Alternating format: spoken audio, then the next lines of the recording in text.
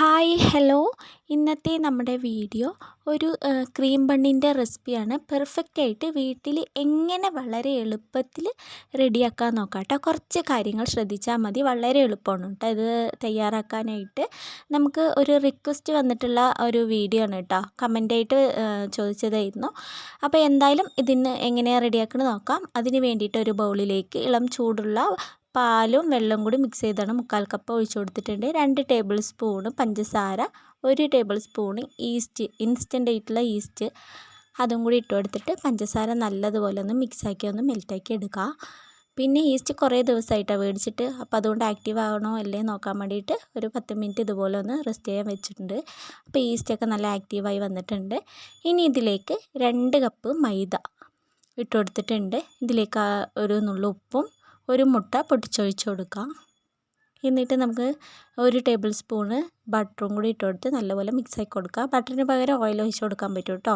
അപ്പോൾ നല്ലതുപോലെ മിക്സാക്കിയിട്ട് കൈവച്ച് നല്ലപോലെ ഒന്ന് കുഴച്ച് കൊടുക്കുക. നമ്മളില്ലേ ഇതിൽ നേരത്തെ നിറയെ വെള്ളമൊന്നും ഒഴിക്കാൻ പാടില്ല കേട്ടോ. അപ്പോൾ നമ്മൾ ആവശ്യത്തിന് നോക്കി നോക്കി ഒഴിച്ചാൽ മതി. നമുക്ക് ഇളം ചൂടുള്ള പാലോ വെള്ളം വേണമെങ്കിൽ വീണ്ടും ഒഴിച്ച് കൊടുക്കാം കേട്ടോ. ഞാൻ ഇവിടെ 1 ടേബിൾ സ്പൂണ് ഇളം ചൂടുള്ള വെള്ളം കൂടി ഒഴിച്ച് കൊടുത്തിട്ട് നല്ലതുപോലെ ഒന്ന് മിക്സാക്കി കൊടുക്കുന്നുണ്ട്. നല്ലതുപോലെ ഡ്രൈ ആയിരിക്കാൻ പാടില്ല കേട്ടോ, കുറച്ച് ലൂസിലായിരിക്കണം. എന്നാൽ നല്ലതുപോലെ ലൂസാകാൻ പാടില്ല. ഇതുപോലത്തെ ഒരു കൺസിസ്റ്റൻസിയിലാണ് വേണ്ടത്. ഇനി വീഡിയോയിൽ കാണുന്നത് പോലെ വേണം കുഴച്ചെടുക്കാനായിട്ട്. ഇതുപോലെ തേച്ച് വേണം കേട്ടോ കുഴച്ചെടുക്കാനായിട്ട്. കയ്യിലൊക്കെ ഒട്ടിപ്പിടിക്കണ ഒരു കൺസിസ്റ്റൻസി തന്നെയാണ് ഉണ്ടാവുക. എങ്കിലും നമ്മൾ ഇങ്ങനെ കുഴച്ച് അത് കറക്റ്റായി വരും കേട്ടോ. അപ്പോൾ നല്ലതുപോലെ കുഴച്ചെടുക്കുക. മൈദയൊക്കെ നമ്മൾ കുഴയ്ക്കുമ്പോൾ ഇങ്ങനെ പൊട്ടിപ്പോണില്ലേ, ഇങ്ങനെ പൊട്ടിപ്പോകാണ്ട് നല്ലതുപോലെ സ്റ്റിക്കി ആയിട്ട് വരണം കേട്ടോ. ഇതാണ് കറക്റ്റ് കൺസിസ്റ്റൻസി. ഇനി ഇത്രയും മതിയാവും. ഇനി നമുക്കിതൊന്ന് ഒരു റെസ്റ്റ് ചെയ്യാൻ വെക്കാം കേട്ടോ. ഒരു മണിക്കൂർ 1.5 മണിക്കൂറോളം റെസ്റ്റ് ചെയ്യാൻ വെക്കാം. നമ്മുടെ ചൂടിനനുസരിച്ചിട്ടായിരിക്കും കേട്ടോ അതിന് പൊന്തി വരാനുള്ളത്. നമ്മുടെ ഈസ്റ്റിനെയും ബേസ് ചെയ്തിട്ടായിരിക്കും. ഈസ്റ്റ് നല്ല ഈസ്റ്റ് ആണെങ്കിൽ പെട്ടെന്ന് തന്നെ പൊന്തി കിട്ടും കേട്ടോ. അപ്പോൾ ഒരു ബൗളിൽ ഇതുപോലെ ഓയിൽ ഒഴിച്ച് കൊടുത്തിട്ട് നമുക്കൊന്ന് റെസ്റ്റ് ചെയ്യാൻ വേണ്ടി വെക്കാം. പിന്നല്ലേ നമ്മൾ ഈസ്റ്റ് എടുക്കുമ്പോൾ എപ്പോഴും ഈസ്റ്റ് ആക്റ്റീവ് ആകണമെന്നില്ല കേട്ടോ. ചിലപ്പോൾ എക്സ്പയറി ഡേറ്റ് കഴിഞ്ഞതായിരിക്കാം നമ്മുടെ കയ്യിലുണ്ടാവുക, ചിലപ്പോൾ അത് നല്ലതായിരിക്കില്ല. അങ്ങനെയൊക്കെ വരുമ്പോൾ ഈസ്റ്റ് ആക്റ്റീവ് ആവില്ല, പൊന്തി കിട്ടില്ല. അപ്പോൾ അതുകൊണ്ട് ആദ്യം ഒന്ന് ആക്റ്റീവ് ആണോ നോക്കിയിട്ട് ചെയ്താൽ മതി കേട്ടോ. അങ്ങനെ ഇവിടെ 1.5 മണിക്കൂർ 2 മണിക്കൂറിൻ്റെ അടുത്തായിട്ടുണ്ട് കേട്ടോ. അപ്പോൾ നല്ലതുപോലെ ഒന്ന് പൊന്തി വന്നിട്ടുണ്ട്, ഡബിളായിട്ട് വന്നിട്ടുണ്ട്. ഇതിൻ്റെ എയറൊക്കെ ഒന്ന് കളഞ്ഞു കൊടുക്കുക.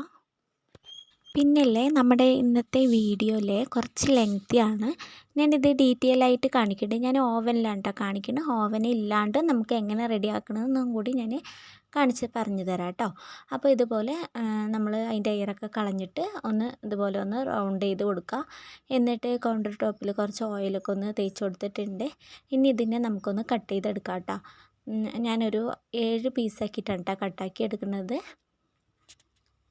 പിന്നെ നമ്മുടെ ചാനൽ കണ്ടുകൊണ്ടിരിക്കുന്ന കൂട്ടുകാരിൽ ആരെങ്കിലും ഇതുവരെ സബ്സ്ക്രൈബ് ചെയ്യാതെ കാണുന്നവരുണ്ട് എന്നുണ്ടെങ്കിൽ ഒന്ന് സബ്സ്ക്രൈബ് ചെയ്ത് ഒന്ന് സപ്പോർട്ടാക്കുക. വീഡിയോ ഇഷ്ടമായി വെച്ചാൽ ഒന്ന് ലൈക്ക് ചെയ്തിട്ട് ഒന്ന് സപ്പോർട്ട് ചെയ്യുക കേട്ടോ. പിന്നെ നമ്മളിതുപോലെ ബോൾസാക്കി എടുക്കുന്ന ടൈമിൽ ക്രാക്കില്ലാണ്ട് ചെയ്യാൻ പ്രത്യേകം ശ്രദ്ധിക്കണം കേട്ടോ.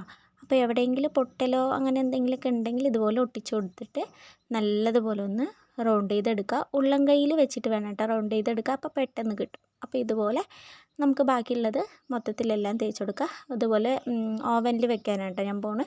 അപ്പോൾ ഇതുപോലെ ട്രൈ എടുത്തിട്ടുണ്ട്. അതിലേക്ക് കുറച്ച് ബട്ടർ തേച്ച് കൊടുത്തിട്ടുണ്ട് കേട്ടോ. ബട്ടർ പേപ്പർ ഇട്ടിട്ടില്ല, ബട്ടർ മാത്രം തേച്ച് കൊടുത്തിട്ടുള്ളൂ. അങ്ങനെ ഇതുപോലെ ഒന്ന് വെച്ച് കൊടുത്തിട്ടുണ്ട്. ഗ്യാപ്പ് വിട്ടിട്ട് വേണ്ട വെച്ച് കൊടുക്കാൻ. നമുക്കിതൊരു അരമണിക്കൂറും കൂടി ഒന്ന് റെസ്റ്റ് ചെയ്യാൻ വെക്കേണ്ടതുണ്ട്. അപ്പോൾ അതുകൊണ്ട് ഇതുപോലെ ഗ്യാപ്പ് വിട്ടിട്ടാണ് ഞാൻ ഇവിടെ വെച്ച് കൊടുത്തിട്ടുള്ളത്. കവർ ചെയ്തിട്ട് വെച്ച് കൊടുക്കുക. പിന്നല്ലേ ഇത് കവർ ചെയ്ത് നല്ലതുപോലെ കൊടുക്കുക കേട്ടോ. എന്നാലും ഒന്നും കൂടി ഒന്ന് പൊന്തി കിട്ടാൻ വേണ്ടിയിട്ടാണ്. പിന്നെ നിങ്ങൾക്ക് വേണമെങ്കിൽ ഒരു ഭംഗിക്കൊക്കെ വേണ്ടിയിട്ട് വെളുത്തുള്ളി ഇതിൻ്റെ മേലെ ഒന്ന് ഇട്ട് കൊടുക്കുക. ഞാൻ ഇപ്പോൾ ഒന്നും ഇട്ട് കൊടുക്കണില്ല കേട്ടോ. അങ്ങനെ ഇതൊന്ന് ഒരു അരമണിക്കൂറിൻ്റെ അടുത്ത് നമുക്കൊന്ന് റെസ്റ്റ് ചെയ്യാൻ വെക്കാം. ചൂടുള്ള ടൈമാണെങ്കിൽ നല്ലതുപോലെ പൊന്തി കിട്ടും കേട്ടോ. കണ്ടോ, നമ്മൾ നല്ല ഗ്യാപ്പ് വിട്ടിട്ട് വെച്ചിട്ടടക്കം ഇതുപോലെ നല്ല സ്പേസ് ഇല്ലാണ്ട് വന്നിട്ടുണ്ട് കേട്ടോ. ഇനി നമുക്ക് അതിൻ്റെ മേലത്തെ ക്ലിംഗ് റാപ്പും കൂടി എടുത്ത് മാറ്റുന്നുണ്ട്. ഇനി നമ്മൾ ബേക്ക് ചെയ്യാൻ പോണതിൻ്റെ മുന്നായിട്ട് 10 മിനിറ്റ് ഓവനൊന്ന് പ്രീ ഹീറ്റ് ചെയ്ത് വെക്കണം കേട്ടോ. ഇനി ഇതിലൊരു എഗ് വാഷ് ചെയ്യണം, ബ്രഷ് ചെയ്ത് കൊടുക്കണം കേട്ടോ. അപ്പോൾ അതിന് വേണ്ടിയിട്ട് ഒരു മുട്ടനെ പൊട്ടിച്ചിട്ട് ബീറ്റ് ചെയ്തിട്ട് നമുക്കിതിലൊന്ന് ബ്രഷ് ചെയ്ത് കൊടുക്കാം കേട്ടോ. ഇതിൻ്റെ മുകളിൽ നല്ല ഗ്ലേസിങ് ആയിട്ട് കിട്ടാൻ വേണ്ടിയിട്ടാണ്. അപ്പോൾ മുട്ട ബ്രഷ് ചെയ്ത് കൊടുക്കാൻ താല്പര്യമില്ലെങ്കിൽ പഞ്ചസാരയും പാലും കൂടി മിക്സാക്കിയത് ഒഴിച്ച് കൊടുക്കാം കേട്ടോ. ഇതുപോലെ ഒന്ന് ബ്രഷ് ചെയ്ത് കൊടുത്താൽ മതി, ഇല്ലെങ്കിൽ ബട്ടർ ബ്രഷ് ചെയ്ത് കൊടുക്കുക.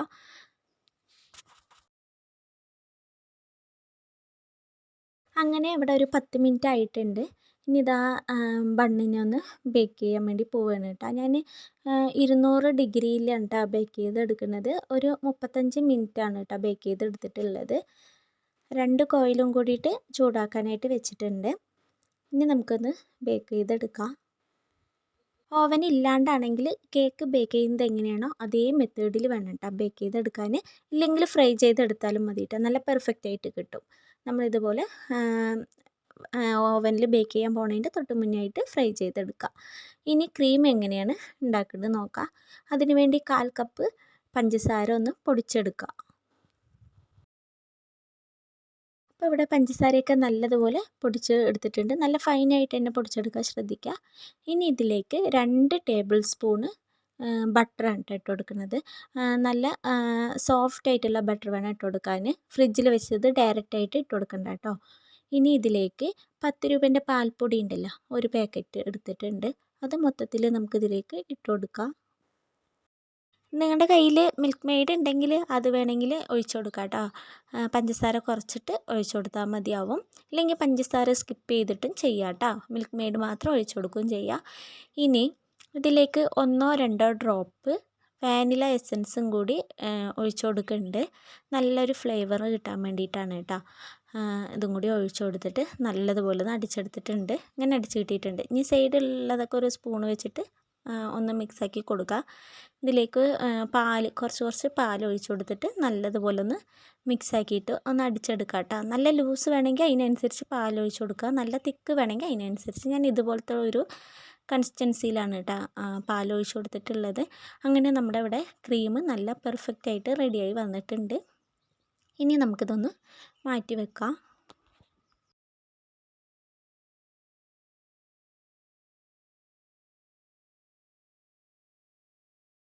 അങ്ങനെ ക്രീമൊക്കെ ഇവിടെ സെറ്റായതിന് ശേഷം ബണ്ണ് നല്ലതുപോലെ ഒന്ന് തണുത്ത് വന്നിട്ടുണ്ട് കേട്ടോ. അപ്പോൾ ഇനി ഇതിൻ്റെ മുകളിൽ ഞാൻ ചൂടോടുകൂടി തന്നെ കുറച്ച് ബട്ടറൊന്ന് ബ്രഷ് ചെയ്ത് കൊടുത്തിട്ടുണ്ടായിരുന്നു കേട്ടോ. അതിന് ശേഷം കവർ ചെയ്തിട്ട് വേണം തണുക്കാനായിട്ട് വെക്കാനായിട്ട്. ഒരു കോട്ടൺ വെച്ചിട്ട് വേണം കേട്ടോ കവർ ചെയ്ത് കൊടുക്കാൻ. അങ്ങനെ ഇതവിടെ ബണ്ണൊക്കെ ഒന്ന് സെറ്റായി അടിപൊളിയിൽ വന്നിട്ടുണ്ട് കേട്ടോ. നല്ല സോഫ്റ്റ് ആയിട്ടുള്ള ബണ്ണാണ്. ഇതിൻ്റെ ടെക്സ്ചർ കണ്ടാലേ മനസ്സിലാവും എത്രമാത്രം സോഫ്റ്റാണെന്ന്. നമ്മൾ വീട്ടിലുണ്ടാക്കുന്നത് കൊണ്ട് തന്നെ കെമിക്കലോ പ്രിസർവേറ്റീവ്സോ ഒന്നും നമ്മൾ ആഡ് ആക്കണില്ല. അതുകൊണ്ട് തന്നെ ധൈര്യമായിട്ട് കഴിക്കാൻ പറ്റും കേട്ടോ ബണ്ണ്. പിന്നെ ഹെൽത്തി ആണോ ചോദിച്ച് വെച്ചാൽ ക്രീം ബണ്ണ് ഹെൽത്തി ഒന്നും അല്ല കേട്ടോ. നമ്മൾ എത്രമാത്രം പഞ്ചസാരയും കാര്യങ്ങളൊക്കെ ഇട്ടിട്ടാണ് ക്രീം ഉണ്ടാക്കണതെന്ന് അറിയാമല്ലോ. അപ്പോൾ വല്ലപ്പോഴൊക്കെ കഴിക്കുന്നത് കൊണ്ട് ഒരു തെറ്റുമില്ല കേട്ടോ. അങ്ങനെ ഇതവിടെ ഞാനിതിനെ ഒന്ന് കട്ട് ചെയ്തിട്ട് ഇതിൻ്റെ ഉള്ളിൽ നമുക്ക് ക്രീം ഒന്ന് ഫില്ല് ചെയ്ത് കൊടുക്കണമല്ലോ. അപ്പോൾ നിറയെ ക്രീം ഇട്ട് കൊടുക്കാം കേട്ടോ. ഞാൻ ഇപ്പോൾ ക്രീമിൻ്റെ ക്വാണ്ടിറ്റി കുറച്ച് കുറവായിട്ടുണ്ടായിരുന്നു. നിങ്ങൾ കുറച്ച് കൂടുതൽ ക്വാണ്ടിറ്റിയിൽ വേണം കേട്ടോ ക്രീം ഉണ്ടാക്കിയിട്ട് ഇതിൽ ഫില്ല് ചെയ്ത് കൊടുക്കാനായിട്ട്. അങ്ങനെ ഇതവിടെ ക്രീം ഓരോന്നിലും ഫില്ല് ചെയ്തിട്ട് കൊടുത്തിട്ടുണ്ട്.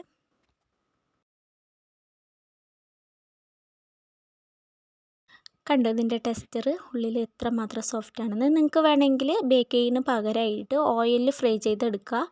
ഓയിൽ നല്ലതുപോലെ ചൂടായി വന്ന് വെച്ചാൽ അതൊന്ന് മീഡിയം ടു ലോ ഫ്ലെയിമിൽ ഇട്ടിട്ട് വേണം ഒന്ന് കുക്ക് ചെയ്തെടുക്കാനായിട്ട്. തിരിച്ചും മറിച്ചും ഇട്ടിട്ട് നല്ലതുപോലെ ഒന്ന് കുക്ക് ചെയ്തെടുക്കുക. പിന്നെ അത് നല്ല കട്ടിയുള്ളത് കൊണ്ട് തന്നെ പതുക്കെ ലോ ടു മീഡിയം ഫ്ലെയിമിൽ ഇട്ടിട്ട് തന്നെ കുക്ക് ചെയ്തെടുക്കണം കേട്ടോ. അങ്ങനെ നല്ല പെർഫെക്റ്റ് ആയിട്ട് നമുക്ക് ചെയ്തെടുക്കാനായിട്ട് പറ്റും.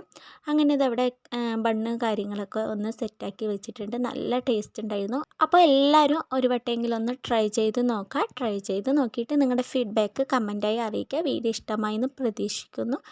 അപ്പോൾ വീഡിയോ ഇഷ്ടമായിട്ടുണ്ട് എന്നുണ്ടെങ്കിൽ ഒന്ന് ലൈക്ക് ചെയ്ത് ഒന്ന് സപ്പോർട്ട് ചെയ്യുക. ആദ്യമായിട്ട് കാണുന്ന കൂട്ടുകാരാണെന്നുണ്ടെങ്കിൽ നമ്മുടെ ചാനലൊന്ന് സബ്സ്ക്രൈബ് ചെയ്ത് ഒന്ന് സപ്പോർട്ട് ചെയ്യുക. ഇൻഷാ അല്ലാ പുതിയ പുതിയ വീഡിയോസും വ്ളോഗുകളും ഒക്കെ ആയിട്ട് വീണ്ടും കാണാം. അപ്പോൾ ഓക്കെ, താങ്ക്